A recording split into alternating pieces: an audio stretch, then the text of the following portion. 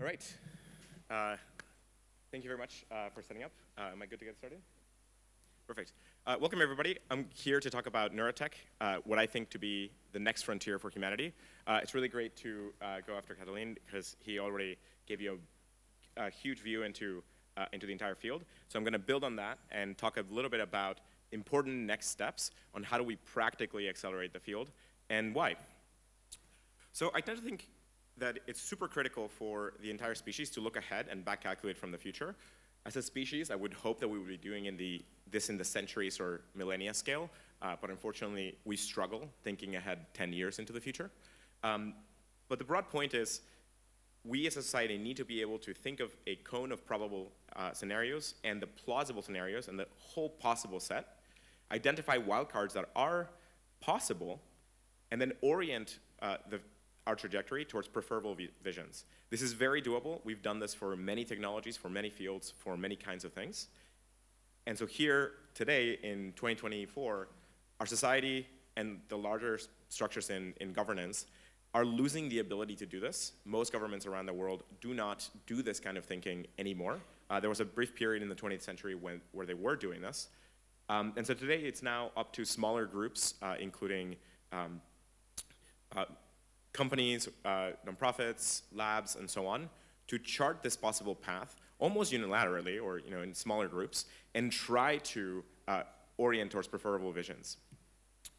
I think this is the most important, to that end, I think this is the most important graph for humanity right now.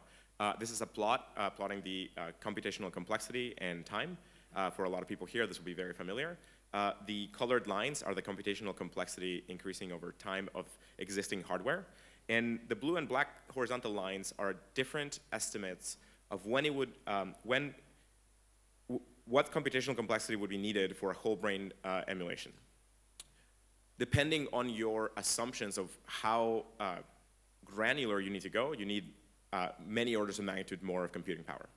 But the very telling part of this graph is that for most plausible models, by 2060, this would be very possible, and most parties think that this is likely somewhere between 2020 and 2040. It is possible that it would take a little bit longer, especially I heard microtubules mentioned. Yeah, there's like some interesting news over there, so who knows, maybe this will take a little bit longer and maybe I can figure that out. However, most people think the brain is a lot simpler than that, and it'll likely be sometime in the next 10 to 20 years that this becomes possible. We will see this happen first in things like the fruit fly, things like the mouse, primates, and then hopefully humans.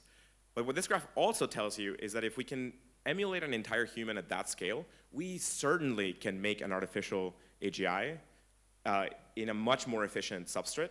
And so that means that there's an orders of magnitude difference between artificial intelligence and a whole simulation of a biological intelligence. So we're really in a race to try and upgrade the species or create a new species. And the create a new species route is very dangerous for a lot of reasons. It could be that it turns out fine. Could also be that it doesn't turn out fine. What I do know is that you can't really stop this. You can maybe slow it down a little bit to differentially accelerate or decelerate certain fields. But for the most part, this is I think it's more of a result of our physics and a result of our intelligence that we're eventually headed in this direction. So the broad point that I want to use this graph for is that AGI and ASI are very near, and they're quite more possible than people, I think today. I've watched the whole world update over the last 10, 15 years. It's amazing to be able to stand on stage now and say that, and everyone's like, yeah, that tracks. When I first started talking about this 10, 20 years, 12 years ago, people were like, this is crazy, it's never going to happen. But the world upgrades very quickly, and thankfully humanity adapts quite quickly as well. So hopefully the rest of what I'm going to say, both in terms of BCI and whole brain emulation, is not going to be that controversial. We've seen AI now seep into all kinds of parts of the world, and we've seen how the field accelerates. The ASI timelines, a lot of people are trying to figure out what is likely there. All of the graphs that we have looking back should give us a bunch of humility in terms of what the next 10, 20 years hold. We've seen many degrees of human capability just fall to various models, and they fall very quickly. So we go from something being completely impossible for models to do to superhuman ability, usually in somewhere between 1 to 3 years. And so lots of people are saying certain things are impossible, and that's true today. But these can dramatically transition quite quickly. So the prevailing opinion of a lot of the people that are in the weeds of the scaling laws and so on is that we roughly have a graph kind of like the one on the top right, where the scaling laws show that we're very likely going to reach at least the computational capacity and the the plots of performance on the current neural net trajectory to be able to reach the automated AI research engineer sort of level by 2027, 2028. Even if you're conservative and say, no, that's 5 or 10 years out, this is already a huge wake-up call for the entire species. So the whole point is you might disagree on exact timelines, but this is not many decades away. This is quite soon. To make matters a little bit more complicated, we are finally broke the software bottleneck in robotics, and we now are able to leverage all of the data to build fairly good models that are able to navigate the world. A lot of parties are updating on this, and so you've seen over the last 3 to 5 years that we've gone from humanoids not being a thing to suddenly now there are many companies racing as fast as they can to produce humanoids at massive scale. So we should be able to see a lot of robotics start going into the world sometime in the next 3 to 5 years. The estimates here are hard. It could be somewhere as low as a few thousands or millions of humanoids by 2030. So the whole world, if this comes to pass, the world will change a lot in that trajectory, right? Just think of whole ranges of economic activity dramatically changing. Again, if you're very conservative about timelines, just add a decade here. This is already very concerning relative to how the world works. So let's talk about neurotech. We've seen a lot of BCI-oriented advances today, primarily around basic motor BCIs or sensory BCIs, and transformative BCIs are not far behind. I also want to talk about whole brain emulation. So let's talk about these two in a little bit more depth.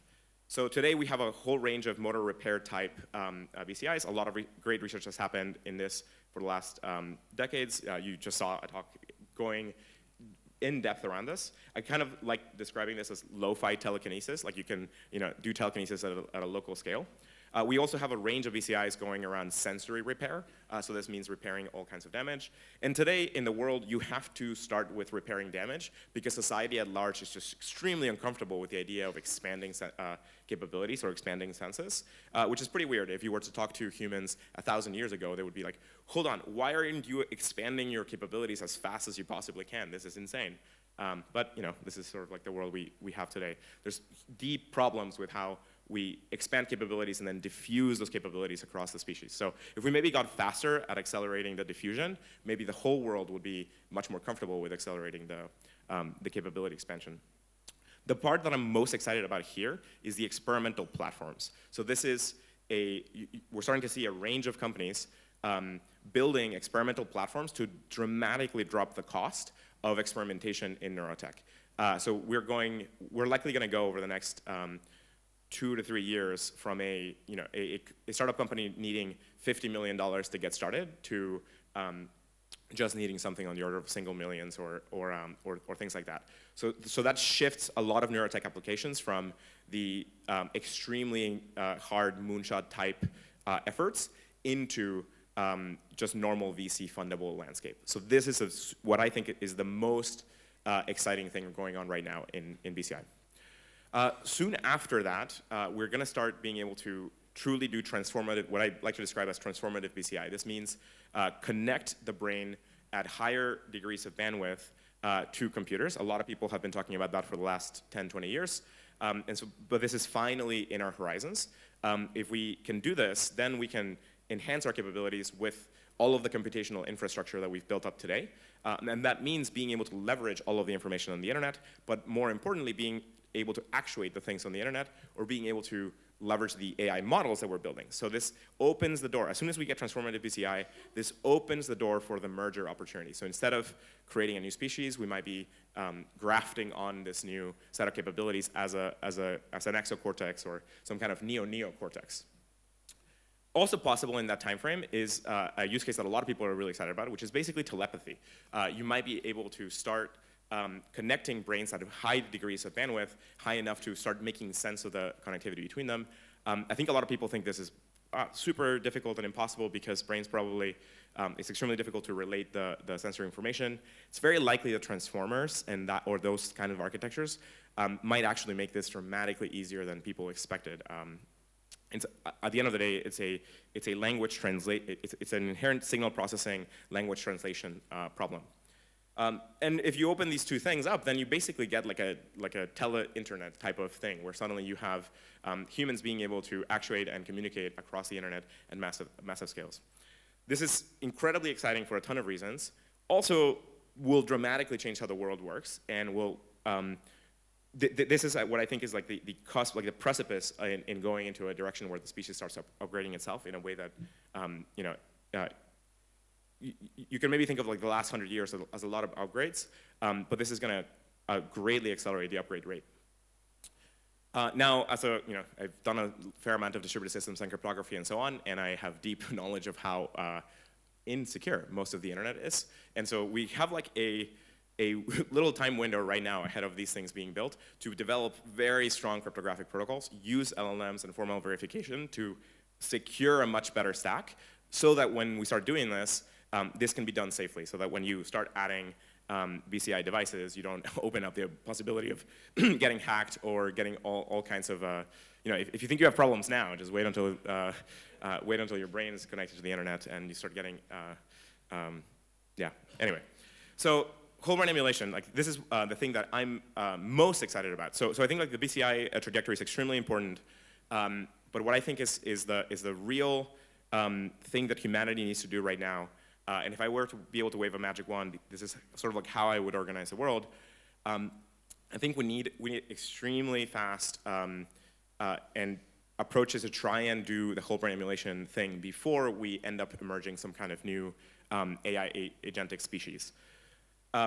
This I think is a path that if we can do this correctly, we can then start truly leveling up how the species operates and connecting to the AI models that we build in a much deeper level of way. Because one part is connecting a biological brain to some AI models, and that's a very weird computing paradigm. But if you then first virtualize the brain, you can connect it at a much deeper computational level. And so this, I think, is the safest path, long-term path for humanity. I think that if we don't do this correctly, humanity probably won't survive the next 100 or 200 years as an organic species. So I think that this is extremely critical. Today, I would sort of imagine that this is sort of like the default path. This is already very aggressive. Most people think that this is many decades out, but I've seen a lot of technology develop. I've studied a lot of different kinds of upgrades over the last few hundred years. And this can actually happen quite quickly. So I think that this is not that aggressive of a timeline. I think this is very possible. What I would like is something closer to this, or ideally compress the timeline even more. Because again, we're in this race with artificial neural nets. Here, this is where we need to learn from the best examples of very fast R&D scales in the world. So you can think of companies like Apple, who basically built the entire iPhone in about a year and a half. They went from like, okay, let's do this, to the keynote in about a year and a half. And they only added a few more months to then, I think 6 months to then distribute and manufacture the whole thing. When Steve announced it and announced the price, they didn't have a full manufacturing plan, and the people in charge of shipping the thing for that cost were in the audience. So just so, like, this is how, if you want things to go very quickly, this is a way to do it. I think there's a set of companies in the world that have shown that you can indeed move R&D extremely quickly, but you have to organize things in not the conventional way. You have to organize things explicitly to accelerate R&D, and crucially, you need to be able to capture a very large cash flow to be able to afford the scale of R&D. So the cash flow here is absolutely critical. So to accelerate whole brain emulation, we need a whole range of breakthroughs in deep R&D. This is going to cost tens to hundreds of millions of dollars. And in order to organize that effort, we need to find really strong cash flows and orient them in that direction. And that also will require deep field building around the world. So organizing efforts with researchers, assembling several high-functioning teams, things like FROs and startups will be really critical. And just to give a sense of the capital scale, we can look at it in terms of what's recently happened with the AI landscape. So you had a set of teams starting with small amounts of capital in terms of being able to pursue certain key breakthroughs. And then over time, the capital scale increases, but if you're showing significant progress, you can marshal much more capital from the world. Once you get into like the harder parts of the R&D, you need to start being able to organize billions of dollars at scale. And just to be clear, like donors and governments and so on can't really organize that level of funding. I think governments haven't done that since the middle of the 20th century. It could be possible, for one technology. It could be possible, but I think it's kind of unlikely that they'll do this. They're likely to do this for AGI, but not in ASI, but not for this. But just to put it into perspective, this is the scale of the capital that we're going to need to be able to really do this in the long term. And to be able to productize it and diffuse the capability out to most people in the world, right? So one thing is to make a proof of concept. A very different part is to be able to productize this to the rest of the world. Just remember the AI field accelerated extremely quickly. And unfortunately, VC just didn't have even enough money to be able to fund this, so the AI labs had to couple with the massive technology giants, because the technology giants are the ones that have the free cash flow capable of funding this kind of R&D at scale. And so it's sort of, the last 10 years have been a pretty interesting way of product development where, effectively the large tech giants were these mega VCs that funded the development of this. It is possible that whole brain emulation could go this way. You could go tap those same set of parties for this. It just has to be fairly well connected to the range of products that they have. And it's very possible that these AI labs themselves might be our tech giants in this regard, because the level of information that we'll get out of being able to simulate brains will be extremely useful in the quest for artificial intelligence. Now, I mentioned the government thing. I just don't think governments are going to be able to do that. I won't spend a lot of time on this, but government budgets tend to be extremely competitive and fought over, and then parties around the world are trying to slash lots of budgets for a bunch of reasons. And in reality, industry has just taken over from government. So this is not the middle of the 20th century anymore. The world is very different today. You cannot expect governments to do this. We have to do this ourselves in smaller groups, and so on. Now, I want to flag that at the very beginning in any new field, it's extremely difficult to get any kind of VC. VC in general does not make sense when the field is too far away from a business. The risk is too high, and so the returns become negative. So this is why we don't have already established many VC funds in the neurotech world. I expect that we will see some in the next year. May or may not be working on that. But the beginning of this needs to be funded philanthropically. So in order to advance a range of these problems, we can leverage philanthropy and donors, and it could be that some government funding can help to accelerate this first part of the pipeline, to demonstrate results, to demonstrate milestones, and then be able to harness that long-term cash flow. So a range of us have been doing a lot of field building over the last many years, going back to the whole brain emulation roadmap that Anderson and Nick made. A huge shout out to the Foresight Institute, who's been plugging away and creating the connective lattice of the community to be able to generate all of this thought together. I think Foresight has greatly accelerated the diffusion of neurotech knowledge. And there's a range of groups creating specific focused research organizations to accelerate various parts of the pipeline.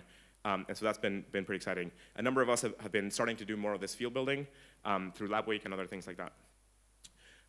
And recently, Foresight has been now doing a set of neurotech workshops that I think are extremely high quality and bring together a lot of the key people in the field. And this has been a great, again, diffuser of knowledge. And they also identify key people that are able to then form projects. So I think that these kinds of workshops are so valuable in terms of being able to identify people that then end up joining or starting projects that then end up making a difference. Actually, things like OpenAI were started through workshops like this. There was a key workshop that FLI, I think, organized way back, where a range of people went, and the output of that conference was, oh wow, AGI is very close, DeepMind's going to do it. Maybe there should be other parties behind that, and that gave rise to OpenAI and Anthropic and many other groups and the current competitive landscape that we have. Some people might say, oh no, it would have been better if one party does it. I disagree. I think we're in a much better position now that there are multiple parties going after it. The balance of power is much better, and at the very least, we have a landscape where the whole world has updated. If it had just been one group doing it, it would be very easy to produce it without the whole world realizing, and I just don't think that's a good trajectory for safety. So from my perspective, and from a lot of our perspectives, doing this field building, a roadmap, tech trees, are really critical, and we can accelerate this by leveraging prizes and grants. We've seen a lot of success through fast grant programs. There's a range of scientists and labs that have been able to break through a whole bunch of bottlenecks, and a set of startups that were formed out of those bottlenecks, or sometimes by being able to leverage those prizes. And so we can greatly accelerate the field results by establishing a set of prizes. And I want to shout out here, again, Foresight for being able to do a range of these kinds of grants and prizes, including many of the people that you're hearing today and around in the neurotech field, were recipients of these kinds of systems, and these kinds of grants ended up being able to accelerate the field. So I want to kind of pre-flight something for you that we're working on and we're doing in next year. So we're going to create a whole brain emulation, fast grants, and price. It's going to be announced in a much bigger way in 2025. And so today we're kind of assembling the team of people and the parties that are going to contribute to this opportunity. We're going to be starting this program, again, to accelerate whole brain emulation, and it'll be decoupled into both fast grants and a grant price. The definition of the grant price, we need to workshop. We have what we think is a good start, and we need to workshop that with the community because we need a very good definition of what that price actually needs to exactly describe to make sure that we orient all of the parties out there in a good direction. And the why run this program, decreasing AGI and ASI risk, medical applications, digital longevity, space exploration, accelerated problem solving, scientific understanding, and of course the philosophical and experiential exploration of the grand questions in our existence, right? So I heard consciousness mentioned in some of the prior talks. This will be extremely useful for this. So we aim to fund a range of enabling technologies through the fast grants, and eventually being able to do the grant prize for a whole brain emulation. So yeah, so I think that's it from me. Thank you very much, and please help us greatly accelerate. Thank you.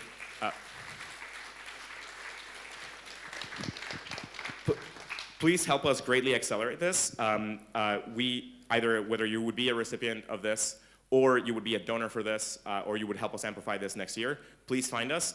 Neve is over there from Foresight, and so talk to her. And yeah, thank you very much. See you. Thank you, Johan. So one question from the audience here before we move on to the next speaker. Yes, thank you for, this is literally, no pun intended, mind-blowing presentation. You made a contentious statement, in my opinion, of course, many, but before I ask, I wanted to make the remark that you mentioned OpenAI and the workshop, but at that workshop, the purpose was to be open, and that is quite an important thing, because then it became closed AI. And I think that's an important aspect of what we are doing here with decentralization and so on and so forth. Yeah, look, I could give... This is not the question, but okay, you can comment if you want. But okay, my question is related to your statement that if we do not actually get our act together with regard to the whole brain emulation, we'll disappear as a species in 100 years or so. Can you justify that? What is your premise on that? I don't know that disappearing is exactly the right thing, but I do think that we will lose control of the future, and we will have by then generated a different species that then has control of the local environment, and then is off to climbing the Kardashev scale. And it would be great if humanity is gonna continue. I think it would be great if we are part of that species and we don't go the way of Homo erectus, right? So Homo erectus expanded out of Africa the same way that Homo sapiens did many hundreds of thousands of years before, colonized or expanded to most of the world, and went extinct. And Homo sapiens developed after, just had a different set of evolutionary pressures. We managed to be, it's unclear what exactly was fundamentally that different about us that made us much more likely to succeed. There's also maybe a lot of path-dependent type environmental factors, but we just hooked onto a different evolutionary path of the tree. We became more intelligent, and we are here today, and Homo erectus is not. And so it would be better to go the way of the Neanderthals and the Denisovans, who ended up merging with Homo sapiens, and we today carry DNA from Neanderthals and Denisovans, so I would much prefer to be on that trajectory than in the trajectory of Homo erectus. So that's just kind of what I think. I don't think it's very likely, or all our study of history and our study of biology shows that the present environment is extremely different than the 100 years ago, 1,000 years ago, 10,000 years ago, and 100,000 years ago. We're in an extremely crazy exponential curve, and the next 100,000, 10,000 years are going to look extremely different from today. So just take solace in the fact that everything is transient. What you're experiencing now is not how the long-term future is going to be. We're in a transition from, the stable equilibria of dinosaurs and early mammals and so on, to something very different millions of years from now. So in universal cosmic timescales, a few million years is the blink of an eye, right? We're talking about 14 billion years of time span, and as far as we know, the stellar age will be 100 billion years or a trillion years. The scales here are so big that we can barely comprehend them. So if the future of the universe, heat death is extremely, extremely far away. The future is very different. So I think if we're gonna make it, and we're not gonna be extinct Homo erectus, we're definitely gonna merge with. But you think that whole brain emulation plays an important role? Yeah, absolutely. That was my question. Yeah, actually. absolutely. Why? Because if we don't become digital, if we do not become digital, we're gonna be bounded by our biological bodies in a huge way. The computational paradigm that we create opens up a massive design space of possible opportunities for where the species goes, and that is what the future looks like, not the current biological present structure of humans. Thank you. Yep. Yes, Thank I you. agree. Yes. And that's a great point, because I'll make some slides for the future. Thank you. All right, thank you, John. Moving towards the end of the morning session, just to wrap up our little journey towards artificial superintelligence.